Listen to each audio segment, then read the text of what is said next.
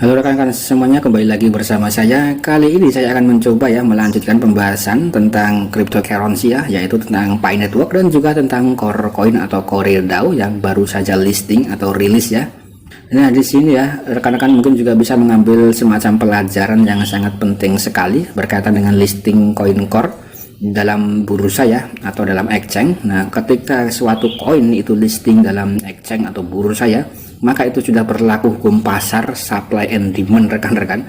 Jadi berapapun itu prediksi harga itu tidak bisa mematahkan daripada kondisi di lapangan yang sesungguhnya karena di sini berkaitan dengan liquidity dan juga berkaitan dengan supply yang beredar di pasar, berkaitan dengan supply and demand, permintaan dan penawaran dan banyaknya orang-orang yang melakukan staking atau hold dan juga banyaknya orang-orang yang melakukan trading dan juga berkaitan dengan para paus atau para investor yang tertarik dengan koin tersebut. Nah, jadi banyak sekali faktor-faktor yang harus rekan-rekan pahami dan tentu saja di sini rekan-rekan semuanya juga sudah banyak yang memahaminya.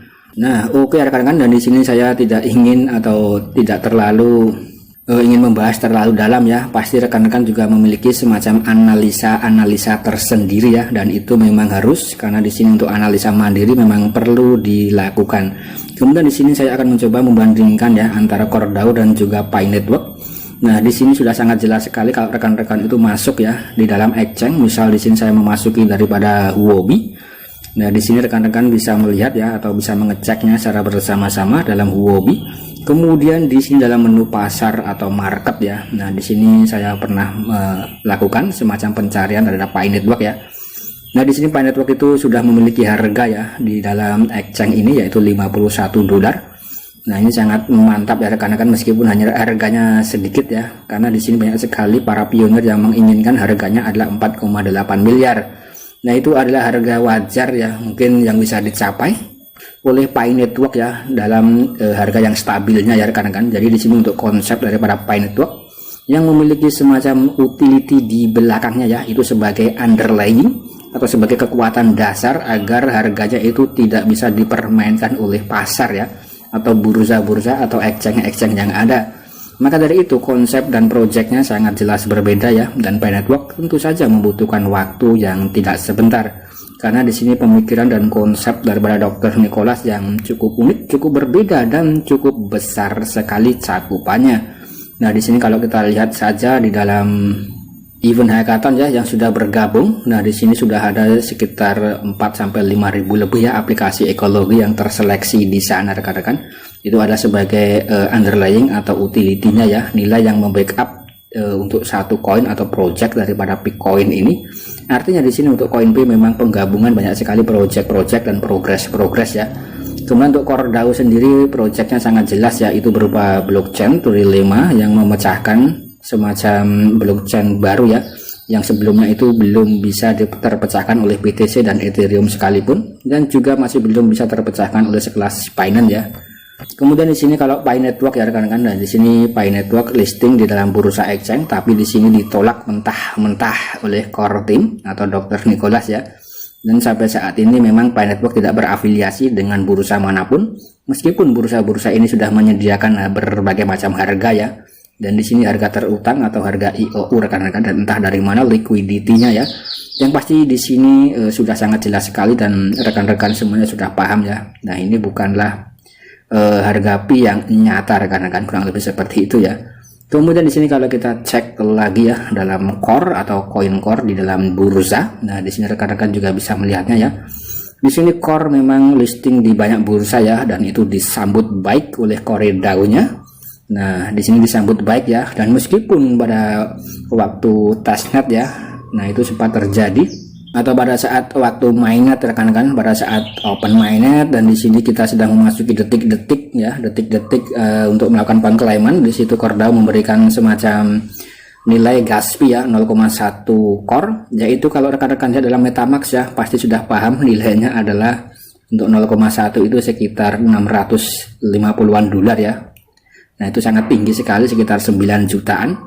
Kemudian ketika diklaim dalam beberapa jam saja atau beberapa menit saja harganya langsung membuat rekan-rekan itu syok ya, atau mungkin ya membuat rekan-rekan itu agak sedikit panik dan lemes. Nah, tapi itulah kenyataan ya rekan-rekan. Di sini hukum pasar sudah berlaku, supply and demand, dan juga berkaitan dengan liquidity ya yang bisa dicairkan. Tapi menurut saya ya harga segini ya cukup besar ya rekan-rekan, mengingat ini adalah cryptocurrency baru dan juga dibutuhkan waktu untuk pergerakannya ya, untuk mencapai nilai wajar atau harga wajar yang berkaitan dengan supply and demand ya. Jadi saling tarik menarik antara penjual dan pembeli di dalamnya, dan juga pengaruh daripada investor yang ingin bergabung atau ingin membeli daripada aset ini ya rekan-rekan. Ini sangat jelas sekali. Kemudian di sini saya akan mencoba untuk mengulas beberapa komentar ya di sini rekan-rekan. Nah, di sini Core USDT ya dalam menu transaksi. Nah, di sini ada banyak sekali yang berkomentar tentang hal ini ya di dalam Huobi. Nah, mungkin rekan-rekan juga banyak yang berkomentar sama ya, mungkin kurang lebih seperti itu ya. Nah, di sini ada yang berkomentar Huobi harusnya tutup di Core, buka. Nah, di sini artinya memang untuk exchange di sini memanfaatkan listing daripada CoreDAO ya, dan langsung untuk menu deposit langsung dibuka. Kemudian menu trading ya ini juga dibuka rekan-rekan. Tapi di sini ketika rekan-rekan itu sudah mentransfer ya untuk koin core-nya ke dalam exchange yang lain, dan kemudian rekan-rekan itu ingin mengembalikan ke MetaMask atau ingin mentransfer ke yang lainnya, tentu ada biaya gas fee yang tidak sedikit ya rekan-rekan. Contoh misal di Bybit kemarin saya melihat ada info ya, untuk di Bybit gas fee-nya sampai 5-2 core ya, ini sangat tinggi ya. Jadi rekan-rekan itu bisa di staking saja dalam MetaMask, itu lebih aman.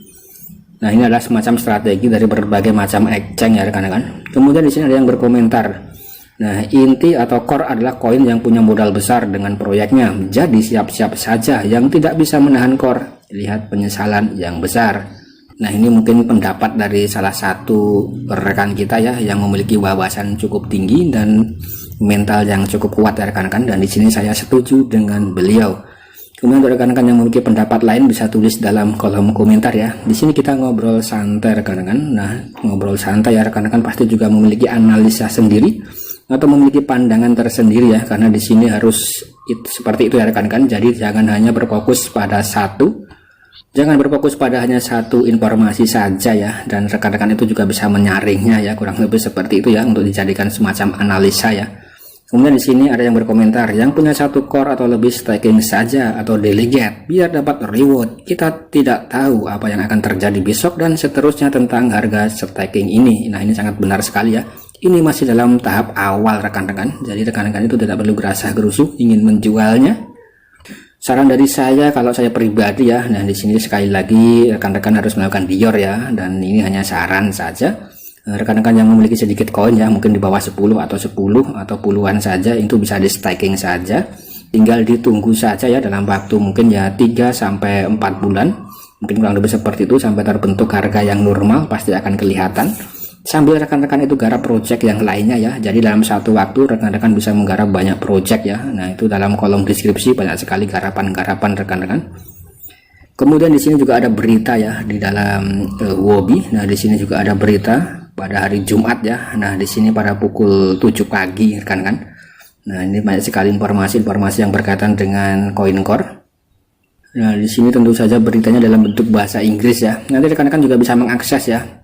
Dan untuk informasi berita di sini ini adalah sebagai bentuk panduan atau untuk rekan-rekan melakukan analisa ya. Jadi di sini berupa analisa fundamental rekan-rekan. Kalau berita di sini analisa fundamental ya, berkaitan langsung dengan realistisnya yang bersifat fundamental. Kemudian kalau yang berupa diagram tadi adalah analisa taktikal ya, atau taktik ya rekan-rekan, atau bisa dikatakan ya diagram-diagram ya pergerakan harga. Nah, di sini harus digabungkan antara dua analisa ya, analisa fundamental dan juga teknikal untuk rekan-rekan para pemain trading ya.